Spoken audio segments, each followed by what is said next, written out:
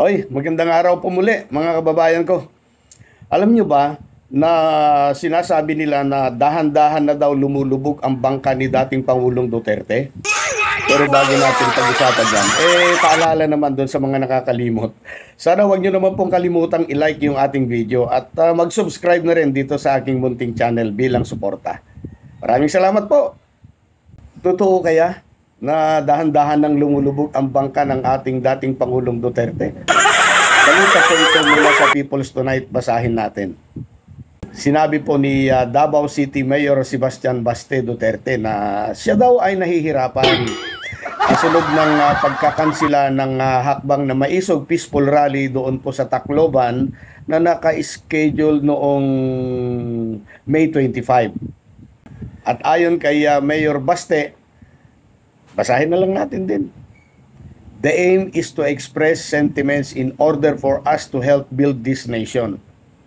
It's not really na may gusto kaming pabagsakin. We are all asking is to hear us out and they don't even allow that. Talaga naman. As a Filipino citizen, right now, I feel oppressed sa ginawa nila.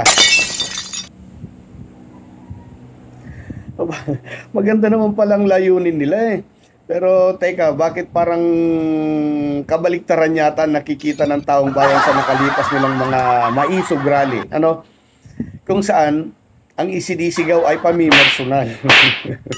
Mismo nga si Mayor Baste ang nagsabi ng BBM resign. At ito naman si Congressman Alvarez ay nag-uudyok din ng withdrawal of support sa ating kapulisan at ang ating militar. Nako, talaga naman. Hindi ganyan yung peaceful rally na ine-expect ng sambayanan. So, paano naman sila pakikinggan kung puro paninira lamang ang sinisigaw sa kanilang maisog rally? Kahit nga taong bayan, ayaw na silang pakinggan eh. Alam nyo ba na umabot na rin sa punto na ayaw na rin silang bigyan ng permit ng mga local government unit. Tapos ngayon, pinapalabas niya na sila pa daw ang inaapi ng gobyerno. Talaga naman si Mayor Baste, ano? Oppressed daw, oppressed.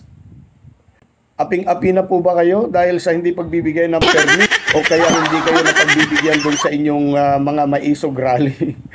Talaga naman, ano?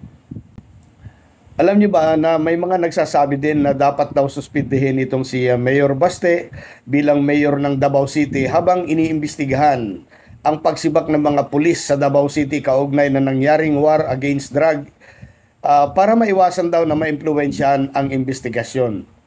Anong tingin niyo dyan mga kababayan?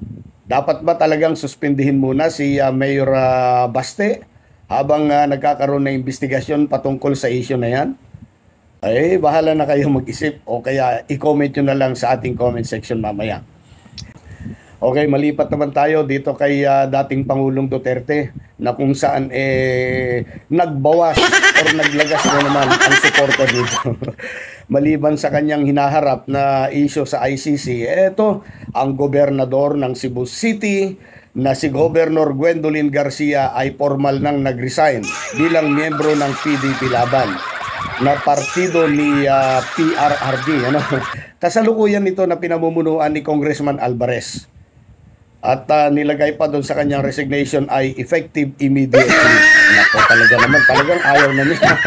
Ano? Kabilang pa sa 60 local na opisyal ng Negros Occidental ang nag-resign, ay kabilang dito si Mayor Alfredo Benitez ng Bacolod City. Alam nyo, dahil sa nangyaring ito, nakalasan, baklasan, baka makaapekto rin ng malaki dito sa dream ni BP Sara sa 2028. Marami pang mangyayari nito. Baka sa susunod na araw o itong mga susunod na buwan, baka madadagdagan pa ang mga miyembro na babaklas. Naloko na. Hala, sige. Bahala na kayo mga kababayan. I-comment na lamang po ang inyong saloobin at reaksyon. Pero sana po panatilihin naman nating respectful ang bawat komento. Kontra ka man o sang-ayon, malaya ka po. Maraming salamat po muli sa panonood.